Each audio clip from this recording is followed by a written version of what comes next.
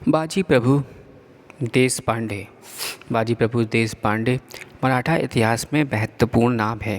वे छत्रपति शिवाजी महाराज के साहसी, निडर और देशभक्ति के परिपूर्ण व्यक्तित्व वाले सरदार थे। बाजी प्रभु देशपांडे का जन्म चंद्रसेनीय काश्यप प्रभु वंश के एक परिवार में वर्तमान पुणे क्षेत्र के एक भौर तालुक में मावड़ प्रांत में हुआ था। बाल्यकाल से ही उनके हृदय में भारतवर्ष से बाहरी मुगल हमलावरों को निस्तेनाबूद कर बाहर का रास्ता दिखा देने का जज्बा था और शिवाजी की सेना में एक अभिन्न हिस्सा बनकर कार्य करना उनके इसी स्वप्न को वास्तविकता में बदलने वाला था। यही नहीं, स्वयं शिवाजी ने भी बाजी प्रभु के अभूतपूर्व उत्साह और सामरिक सूझबूझ को देखते हुए अपने सबल सेना के दक्षिणी कमान को सौंपा, जो कि आधुनिक कोल्हापुर के इर्द गिर्द उपस्थित था। बाजी प्रभु देशपांडे ने आदिल शाही नामक राजा के सेनापति अफजल खान को शिकस्त देने का अत्यंत ही अहम भूमिका अदा की थी। छत्रपति शिवाजी अफजल खान से अपने होने वाले द्वंद्व युद्ध के प्रयास के लिए एक अति बलवान और अफजल जितने ही लंबे चौड़े प्रतिद्वंदी को ढूंढ रहे थे और यहीं पर बाजी प्रभु अपने साथ सूरमा मराठा योद्धाओं की एक खेप लेकर आए, जिनमें विसजी मुबारक बाग भी थे, जो अपनी कदकाठी में अफजल खान जितना ही विशालकाय था। शिवाजी और बाजी प्रभु के नेतृत्व में मराठा सेनाओं ने अपनी कूटनीतिक और सामरिक चातुर्य से अफजल खान को मृत्यु के द्वार पहुंचा दिया और इस प्रबल जोड़ी ने आदिल शाह को अति विशाल सेनाओं तक की नाक में दम कर दिया।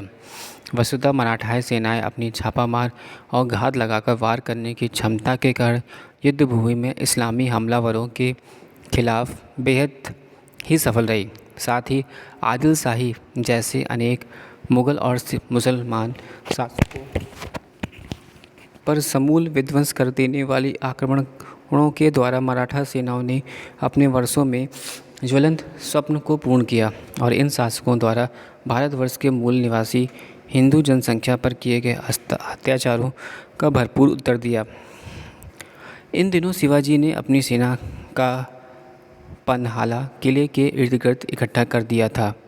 आदिल शाह को किसी तरह खबर मिली, उसने तुरंत ही अपने एक विशाल सेना के द्वारा पन्हाला किले के समीप एक तीव्र हमला बोल दिया। हमला इतना भीषण था कि मराठा सेना को भारी नुकसान का सामना करना पड़ा। वहां से निकल कर बचना शिवाजी के लिए अति महत्वपूर्ण हो गया। युद्ध कई माह तक चलता रहा। आदिल शाह की प्रबल सेनापति सिद्दी जोहर और जिहादी सेनाओं के द्वारा खूब कहर बरपा रहा था और उसने काफ़ी सफलता भी हासिल की। जब उसने मराठा सेनाओं की रसद और संपत्ति को नष्ट कर दिया, हमले को नाकाम करने के लिए सभी उपाय विफल होए जा रहे थे। शिवाजी के कुशल सेनापति नेताजी पालकर ने भी हर संभव प्रयास किए। अंततः शिवाजी ने एक अति गोपनीय विकल्प चुना। अब उन्होंने अपने एक वकील को सिद्दी जोहर के पास इस करार के लिए भेजा कि हम एक समझौता करने के लिए तैयार हैं।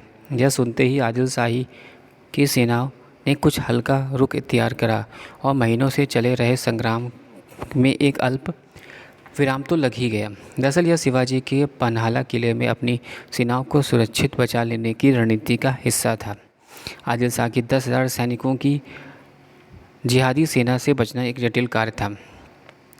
इसी योजना के अंतर्गत गुरु पूर्णिमा या आषाढ़ व्याध पूर्णिमा की एक रात्रि को 600 बेहद ही चुनिंदा और सक्षम योद्धाओं की टोली को लेकर शिवाजी और बाजी प्रभु इस योजना को अंजाम देने के लिए निकल चुके। वे 2 गुटों में बट गए।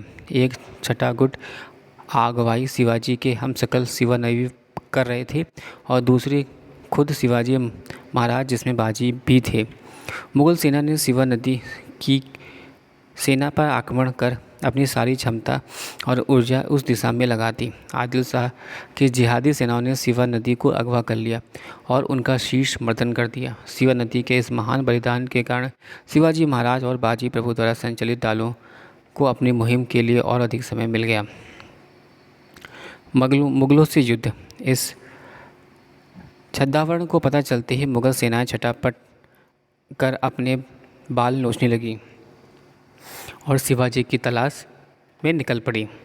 वीर गति। उधर शिवाजी महाराज की सेना में विशाल गढ़ से पहले से मौजूद एक और मुगल सरदार की सेना का सामना करना पड़ा। उनसे जूझते हुए एक लगभग सुबह ही हो चली थी और सूर्योदय तक आखिरकार शिवाजी ने उन 3 तोपों को दाग दिया जो कि बाजी प्रभु को एक इशारा थी। बाजी प्रभु यद्यपि तब तक जीवित थे परंतु लगभग मरणासीन हो चुके थे और उनके सभी साथी सैनिक हर हर महादेव का उद्देश्य करते हुए बाजी प्रभु देशपांडे को उठाकर दर्रे के पार पहुंचा गए। परंतु तभी एक वीर विजय मुस्कान के साथ बाजी ने अपनी अंतिम सांस ली और परमात्मा में लीन हो गए। बाजी प्रभु देशपांडे की वीर गति का समाचार सुनकर शिवाजी का हृदय भर आया और बाजी प्रभु को एक भावभीनी श्रद्धांजलि देते हुए उन्होंने घोण कींद दर्रे का नाम पावन कींद रखा, जो दर्शाता है कि बाजी प्रभु के रक्त से वह पावन हो चुका था। Thanks for watching sharing.